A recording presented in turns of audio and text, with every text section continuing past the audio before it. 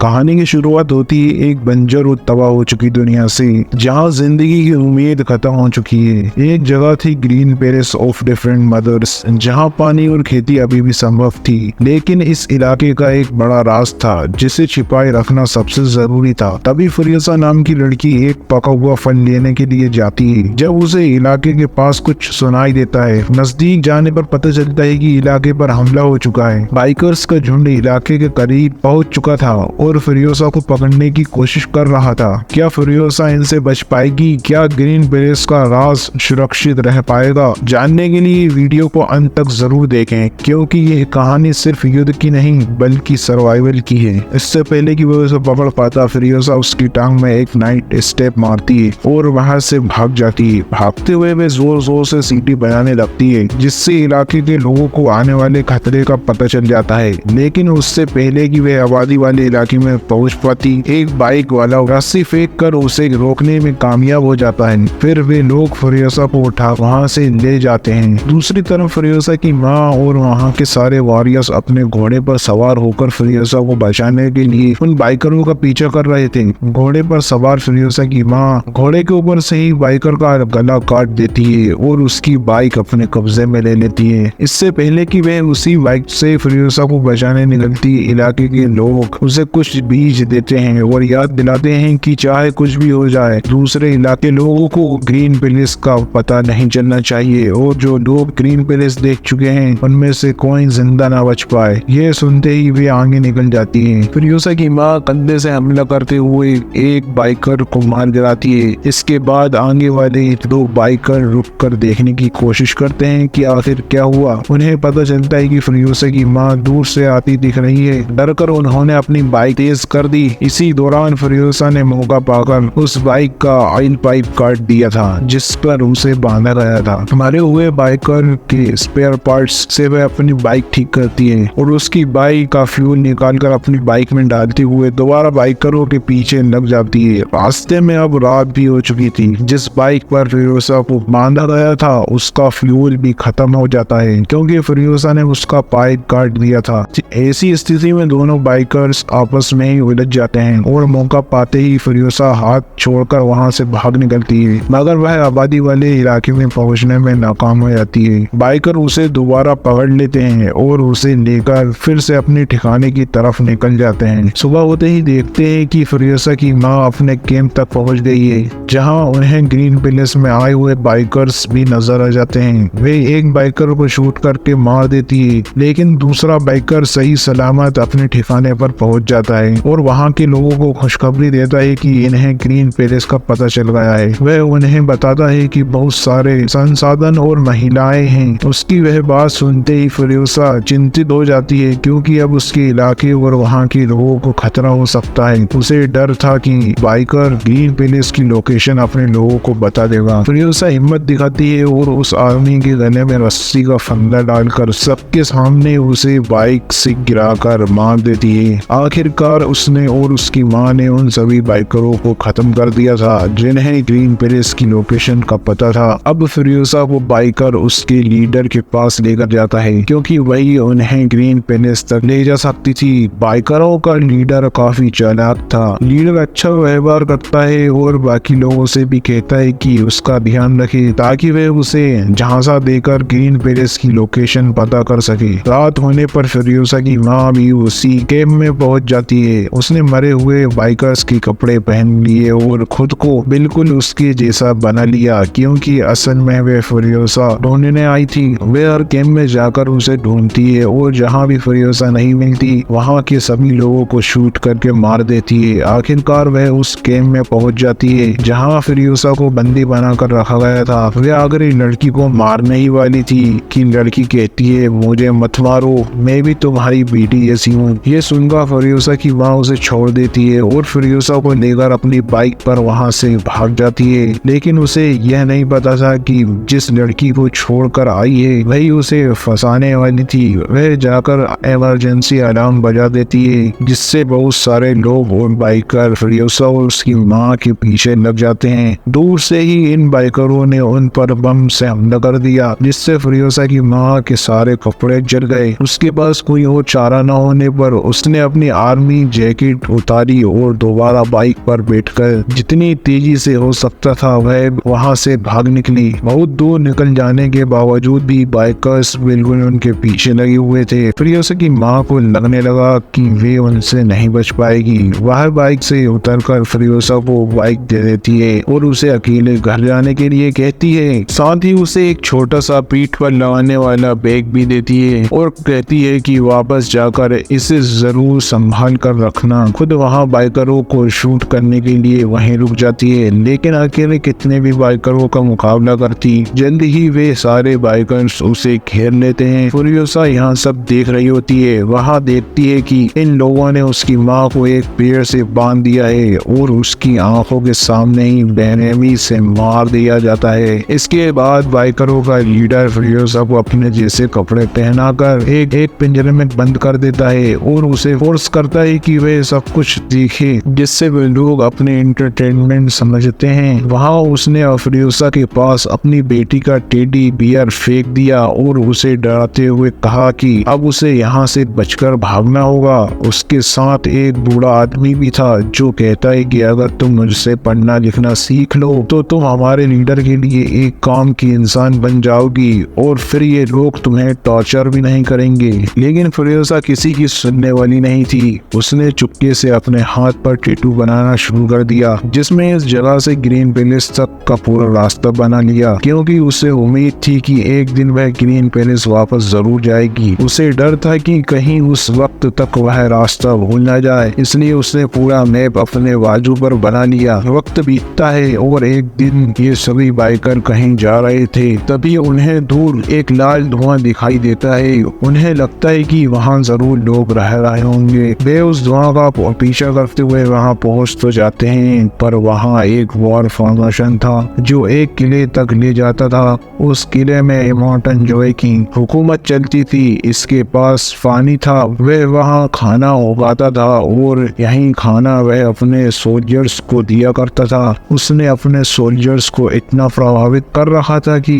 वे उसके लिए मरने को भी तैयार थे। बाइकरों का लीडर जिनके पास संसाधनों की कमी थी, जॉय, अगर तुमने हमारे साथ कॉम्प्रोमाइज नहीं किया और हमें ये चीजें नहीं दी तो हम तुम्हारे साथ जंग कर देंगे। लीडर की बात सुनकर जॉय मजाक उड़ाता हुए अपने एक वॉर बॉय को मरने का हुक्म देता है और फिरोजा के सामने प्रूफ कर देता है कि चाहे जितने भी ताकतवर हो, मेरी फौज के आगे तुम कुछ भी नहीं। ये सब मेरे लिए मर मिटने को तैयार हैं। ये सब खत्म ही हुआ था कि तभी जॉय के लोगों ने सभी बाइकरों की बाइक को लटकी हुई चेन से उठा लिया। बाइकरों के पास अब कोई रास्ता नहीं बचा सिवाय खुद को बचाने के लिए वहाँ से भागने के। वे अपनी जान बचाने के लिए वहाँ से भागने लगे। बाइकर का लीडर देखता है कि फिरोजा एक खाई में फंस गई है। अपनी जान जोखिम में डालकर वह उसे बचाता है और दोनों वहाँ से भाग निकलते हैं। रास्ते में उन्हें एक और किला नजर आता है जिसका नाम गेस्ट टाउन था। यहाँ पर तेल को रिफाइन किया जाता था और इसी से इमोर्टल जॉय की हथियार और वाहन चलते थे। बाइकरों का लीडर गेस्ट टाउन पर कब्जा करने का प्लान बनाता है ताकि यहाँ से तेल की वजह से वह इमोर्टल जॉय को ब्लैकमेल कर सके। लेकिन समस्या यह थी कि यहाँ की सुरक्षा भी बहुत सख्त थी। सिक्योरिटी को चकमा देने के लिए वे अपने कई लोगों को वॉर बॉयज के भेस में भेजता है और गेस्ट टाउन के गेट पर पहुंचता है। जैसे ही गेट खुलता है, बाइकर लीडर अपने भेस बदले हुए लोगों को मार देता है और बाकी लोगों को यहाँ यकीन दिलाता है कि उन्होंने इमोर्टल जॉय के किले पर कब्जा कर लिया है और इसके लोग अब गुलाम बन गए हैं। यह देखकर गेस्ट टाउन वालों ने भी उसके लिए दरवाजा खोल दिया। गेस्ट टाउन पर कब्जा करने के बाद सबसे पहले बाइकर लीडर डेमेंटस टाउन के लीडर की उंगलियां काटकर इमोर्टल जॉय को भेजता है। इसे देखकर जॉय समझ जाता है कि धीरे धीरे डेमेंटस के हाथ में पावर आ रही है। इमोर्टल जॉय को एहसास होता है कि उसकी सारी ताकत उस तेल की वजह से थी जिस पर अब डेमेंटस का कब्जा हो चुका है। इसलिए वे डेमेंटस को मीटिंग का संदेश देता है। डेमेंटस के पास खुद बेसिक प्लान की कमी थी जो सिर्फ इमोर्टल जॉय के पास थी। इस डील को करने के लिए वह गेस्ट टाउन के लीडर को लेकर इमोर्टल जॉय के सामने पहुंच जाता है। गेस्ट टाउन का लीडर इमोर्टल जॉय का भाई था और काफी बीमार था। उसके शरीर के कई फंक्शन मशीनों के जरिए चल रहे थे। डेमेंटस इमोर्टल जॉय को ब्लैकमेल करने के लिए उसके भाई को उसी मशीन के जरिए पहले टॉर्चर करता है और फिर जान से मार देता है। इसके बाद वह इमोर्टल जॉय से कहता है, मैंने पूरे गेस्ट टाउन में बम लगा दिए हैं, इन्हें एक्टिवेट या डिसेबल करने का तरीका सिर्फ मुझे ही पता है। अगर तुम अपने गेस्ट टाउन को बचाना चाहते हो तो मुझे गेस्ट टाउन का लीडर बना दो, नहीं तो तुम्हारा गेस्ट टाउन भी नहीं रहेगा। जॉय उसकी बात सुन रहा था और जवाब में कहता है कि ठीक है, मैं तुम्हें गेस्ट टाउन का लीडर बना दूंगा, पर इसके बदले मुझे तुम्हारी बेटी और एक भाई चाहिए। इमोंटन जॉय की बात सुनकर फ्यूरियोसा कहती है, मैं इसकी बेटी नहीं हूँ, इन्होंने मेरी माँ को मारकर मुझे किडनैप किया है। इस बात पर डिमेंटन को भी गुस्सा आ जाता है। वहाँ फ्यूरियोसा के हाथ से उसकी बेटी का टाई छीन देता है और उसे इमोंटन जॉय के हवाले कर देता है। इसके बाद फ्यूरियोसा ऐसी जगह ले जाया जाता है जहाँ जॉय की कई बीवियां रहती थी। फ्यूरियोसा अब इमोंटन जॉय की एक बीवी बनकर उसके हरम में रहने लगी। वे उसकी सारी औरतें बहुत अच्छी थी और फ्यूरियोसा के साथ अच्छा व्यवहार करती थी, लेकिन वे जॉय के अत्याचारों और उनकी मजबूरी पर ही बात करती थी कि कैसे जॉय ने उन्हें जबरदस्ती अपने साथ रखा था। फ्यूरियोसा देखती है कि जब भी इमोंटन जॉय की कोई भी बेटी पैदा होती है, गुस्से में उसे जिंदा दफनाने का आदेश दे देता है, क्योंकि उसे सिर्फ बेटा चाहिए थे। ऐसा नहीं था कि उसके पास बेटे नहीं थे, लेकिन वह और भी चाहता था। इमोंटन जॉय के बेटे जो वॉर बॉयज के तौर पर रखे गए थे, किसी भी नजरिए से हिंदी नहीं थे, इसलिए उसने इतनी सारी बीवियां रखी हुई थी ताकि एक दिन उसका कोई हिंदी बेटा पैदा हो तो उसकी तरह उसके इस पूरे समाज पर हुकूमत कर सके। हम देखते हैं कि इमोंटन जॉय के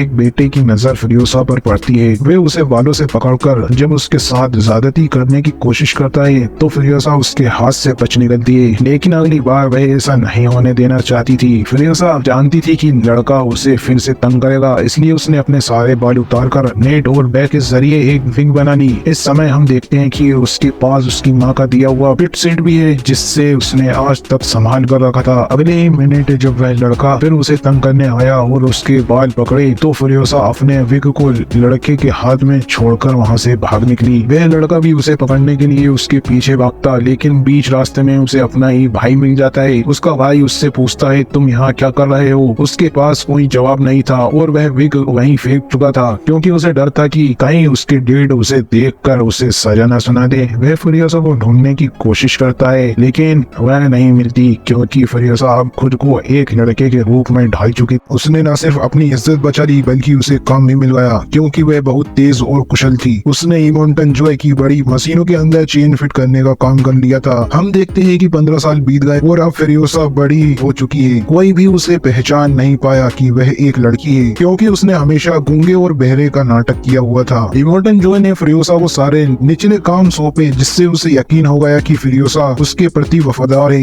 इसके बाद इमोंटन जॉय ने उसे एक बड़ी स्टील ड्रिल बनाने का काम दिया, जो किसी भी चीज को आसानी से तबाह कर सकती थी। फ्यूरियोसा और उसकी टीम एक ऐसी मशीन बनाने में सफल हो जाते हैं, जिसे वे एक ट्रक के साथ अटैच करके पहले टेस्ट ड्राइव के लिए बाहर ले जाते हैं। जब वे बाहर होते हैं तो डिमेंटस के लोग ट्रक पर हमला कर देते हैं। वे पैराशूट के जरिए मशीन पर और वॉर बॉयज पर बम फेंकते हैं। जेक जो ड्राइवर है, ट्रक को गिराने के बजाय चलाता रहता है। डिमेंटस के लोग ट्रक पर और भी हमला करते हैं, जिससे ट्रक में एक बड़ा फॉल्ट आ जाता है। फ्यूरियोसा बहादुरी दिखाते हुए ट्रक के नीचे जाकर उस फॉल्ट को ठीक करने की कोशिश करती है, ताकि जेक ट्रक को तेजी से वहां से भगा सके। लेकिन डिमेंटस के लोग उसकी इस कोशिश को नाकाम करने के लिए सतर्क हो जाते हैं। एक आदमी ट्रक के नीचे आ जाता है और वह एक बम प्लांट करने की कोशिश करता है। फ्यूरियोसा न केवल उसे रोकती है बल्कि उसे मारकर गिराते हुए बम को भी ट्रक से हटा देती है। इसके बाद उसने ट्रक का फॉल्ट ठीक किया और ट्रक के अंदर भी वापस आ गई। ट्रक के बाहर अभी भी वॉर वॉरियर्स की ओर से हमले जारी थे। जब वॉर बॉय डिमेंटस के छोटे ट्रक पर हमला करता है, ट्रक का एक्सीडेंट होता है और वह एक बड़े ट्रक से टकरा जाता है। इससे ट्रक का संतुलन बिगड़ जाता है और फ्यूरियोसा का हेलमेट गिर जाता है। उसके उड़ते हुए बालों को देखकर जेक के सामने उसका राज खुल जाता है कि वह एक महिला है। हालांकि वे अपनी जंग पर ध्यान केंद्रित करते हुए और उड़ने वाले बाइकर्स को मारने में सफल हो जाते हैं। दुश्मनों को खत्म करने के बाद फ्यूरियोसा ने जेक को वन पॉइंट पर ले लिया, क्योंकि उसे पता था कि जेक अब उसके लिए समस्या खड़ी करेगा। लेकिन जेक से मिलकर वह कहता है, तुम एक बेहतरीन वॉरियर हो और मुझे परवाह नहीं तुम्हारा जेंडर क्या है। हमें इस मशीन को कंट्रोल करने का काम दिया गया है और मैं चाहता हूँ कि तुम एक टीम मेंबर के रूप में मेरा साथ दो। इसके बाद वे इस ट्रक को लेकर गेस्ट टाउन के अंदर पहुंच जाते हैं। वहाँ लंबे समय बाद गेस्ट टाउन को देखा जाता है, लेकिन अब वह काफी बड़ी हो चुकी थी और उसे पहचानना मुश्किल हो गया था। पता चलता है कि डिमेंटस के पास ऑयल की सप्लाई खत्म हो गई है और उसने इमोंटन जॉय से नई सप्लाई की मांग की है। डिमेंटस जेक से कहता है कि किसी भी तरह से उसे इमोंटन जॉय से मुलाकात करवानी होगी। जब जेक और फ्यूरियोसा गेस्ट टाउन पहुंचते हैं तो इमोंटन जॉय सप्लाई देने को तैयार नहीं होता, इसलिए बाइकर्स उनके ऊपर हमला कर देते हैं और सारा फूड चुराने लगते हैं। फ्यूरियोसा अपना ट्रक लेकर वहां से बाहर निकल जाती है, जबकि जेक उन लोगों को मेंटर्स लगाता है जो ट्रक के पास आने की कोशिश कर रहे थे।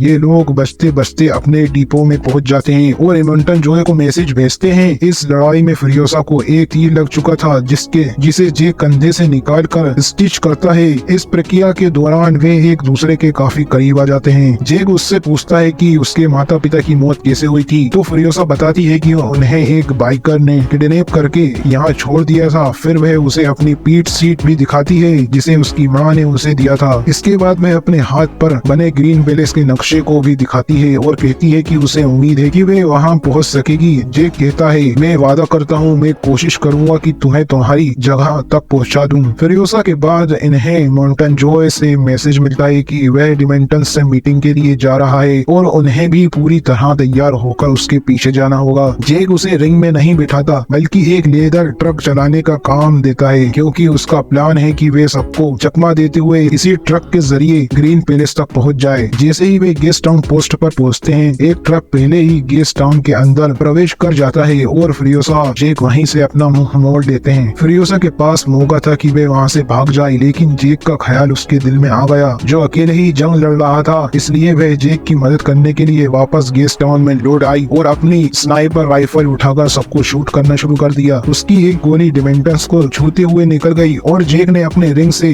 गेस्ट टाउन का गेट तोड़ते हुए अंदर घुस गया। वह बड़ी बुलडोजर जैसी मशीन से गेस्ट टाउन के स्ट्रक्चर को तबाह करने लगा। बाइकर्स उसे रोकने के लिए उस पर हमला करते हैं और इस दौरान जेक का ट्रक एक बड़े गड्ढे में गिर जाता है। ठीक वक्त पर फ्रियोसा वहां एंट्री करती है और एक बाइक की चेन लटकाते हुए जेक को गड्ढे से बाहर निकाल देती है। इसके बाद वे दोनों एक दूसरे ट्रक में बैठकर वहां से भाग निकलते हैं। अब उनका इरादा ग्रीन पैलेस पहुंचने का था, लेकिन वे जानते थे कि डिमेंटन्स उनके पीछे था। जैसे ही डिमेंटन्स का ट्रक उनके करीब आता है, फ्रियोसा उस पर हमला करने के लिए अपनी गन निकालती है। इस दौरान उसका हाथ दोनों ट्रकों के बीच में फंस जाता है, वही हाथ जिस पर उसने ग्रीन पैलेस का मैप बना रखा था। डिमेंटन्स के आदमियों ने उन्हें घेर लिया और दोनों को बंदी बना लिया। डिमेंटस ने जेक को एक बाइक से बांध दिया और गोल गोल घुमाने लगा, जिससे जेक हर गुजरते सेकंड अपनी मौत के करीब जा रहा था, जिससे सबका मनोरंजन हो रहा था। जब डिमेंटस इस खेल से बोर हो गया तो उसने पीछे मुड़कर देखा कि अपना कटा हुआ बाजू वहीं छोड़कर भाग चुकी थी। डिमेंटस ने उसका पीछा करने के लिए तुरंत अपने ट्रक में बैठकर आगे बढ़ा, लेकिन उसे पता चला कि फ्रियोसा ने पहले ही ट्रक का टायर निकाल दिया था, जिससे ट्रक का एक्सीडेंट हो गया। फ्रियोसा जो एक बाइक से भाग रही थी, थोड़ी दूर जाने के बाद उसकी बाइक का पेट्रोल खत्म हो गया। उसे अपना आगे का सफर पैदल तय करना पड़ा। उसका शरीर बुरी तरह जख्मी था और चोट से खून बह रहा था। ऊपर से तपती धूप ने उसे और कमजोर कर दिया, जिससे वे बेहोश हो गई और गिर गई। उसकी किस्मत अच्छी थी कि उसे वहीं से गुजर रहे एक वॉर बॉय ने देख लिया और उसे अपनी बस्ती में ले आया। वहाँ उसका इलाज हुआ और जब उसे होश आया तो उसने पागलों की तरह एमंटन जोए से मिलने की जिद की। जब उसे एमंटन जोए के पास ले जाया गया तो उसने उसे बताया कि डिमेंटन जल्द ही उन पर हमला करने के लिए आ रहा है। उसने गेस्ट टाउन को तबाह करने का भी प्लान बनाया है और अब ये भी हथियाना चाहता है। एमंटन जोए यह सुनकर तुरंत एक प्लान बनाता है कि वे लोग डिमेंटस के गेस्ट टाउन हमला करने से पहले ही वहां पहुंच जाएंगे। इससे पहले कि डिमेंटस उनके ऊपर हमला करे, वे जाकर उसके गेस्ट टाउन पर कब्जा कर लेंगे। ये लोग जैसे ही गेस्ट टाउन के करीब पहुंचते हैं, डिमेंटस भी उन्हें देखकर जंग का ऐलान कर देता है। गेस्ट टाउन के बीचों बीच दोनों पार्टियों के बीच जंग शुरू हो जाती है। दोनों टीमें एक दूसरे को बेरहमी से मारती रहीं। इस सब के बीच फ्रियोसा वापस अपने दिल में जाकर एक मैकेनिकल आर्म बना लेती है और एक खराब कार लेकर फिर से जंग के मैदान की तरफ निकल पड़ती है। वहां जाकर वह देखती है कि एमंटन जोए के बेटे अपने व्हीकल्स और हथियारों को तैयार कर रहे थे। वह अपनी कार ठीक करने के लिए भी एक टायर उठा लेती है। आगे बढ़ने पर वह देखती है कि डिमेंटस और उसके बचे कुछ लोग अपनी जान बचाकर भाग रहे हैं। तभी उनकी नजर फ्रियोसा की कार पर पड़ती है। इससे पहले कि वे लोग फ्रियोसा पर हमला करते, फ्रियोसा तेजी से कार चलाते हुए आती है और अपनी कार से उनकी टक्कर मार देती है, जिससे उन सबका काम तमाम हो जाता है। लेकिन डिमेंटस वहां नजर नहीं आता। फ्रियोसा देखती है कि वह दूर एक बाइक लेकर भाग रहा है। डिमेंटस की मौत करीब थी क्योंकि उसकी बाइक भी खराब हो चुकी थी और फ्रियोसा भी उसके पास पहुंच चुकी थी। फ्रियोसा उसे एक ही बार में मार सकती थी, लेकिन इतनी आसानी से नहीं। वह डिमेंटस को याद दिलाना चाहती थी कि वह कौन है और क्यों उसके पीछे आई है। फ्रियोसा उसे टॉर्चर करती है, इतना कि वह बेहोश हो जाता है। होश में आने पर वह उसे बताती है कि मैं वही लड़की हूँ जिसे तुम 15 साल पहले किडनैप कर लाए थे और जिसके सामने तुमने उसकी माँ को मार डाला था। डिमेंटस को फिर भी ठीक से याद नहीं आता तो फ्रियोसा उसे चेन से बांध देती है और उसका टेडी बियर काट काट देती है। डेमेंटस अब समझ चुका था कि आखिर फ्यूरियोसा कौन है। वह माफी मांगते हुए कहता है, अगर तुम मुझे माफ कर दो तो हम दोनों मिलकर इस जगह पर हुकूमत कर सकते हैं। तुम बहुत बहादुर हो। उसकी ये बातें सुनकर फ्यूरियोसा उसका टेडी बियर जमीन पर फेंक देती है और गन उसके सिर पर तान देती है। लोगों को लगा कि फ्यूरियोसा उसे आसानी से मार देगी, लेकिन ऐसा नहीं होता। असल में फ्यूरियोसा ने उसे जिंदा दफना दिया और उसके ऊपर वही बीज लगा दिया जो उसकी माँ ने उसे दिया था। धीरे धीरे डेमेंटस की सारी ताकत खत्म हो रही थी और वह देख रहा था कि उसके ऊपर एक पेड़ उग रहा है। ये उसका आखिरी वक्त था। सीन कट होकर दूसरी तरफ दिखाते हैं कि मामूली अपनी टीम के साथ इमोर्टल जॉय की सभी बीवियों को उसके कैद से निकालने में कामयाब हो जाते हैं। वे उन्हें रेस्क्यू करके ग्रीन पैलेस ले जाते हैं और उन्हें आजादी का एहसास दिलाते हैं। कहानी यहाँ खत्म होती है। अगर आपको वीडियो अच्छी लगी हो तो वीडियो को लाइक, चैनल को सब्सक्राइब जरूर करें।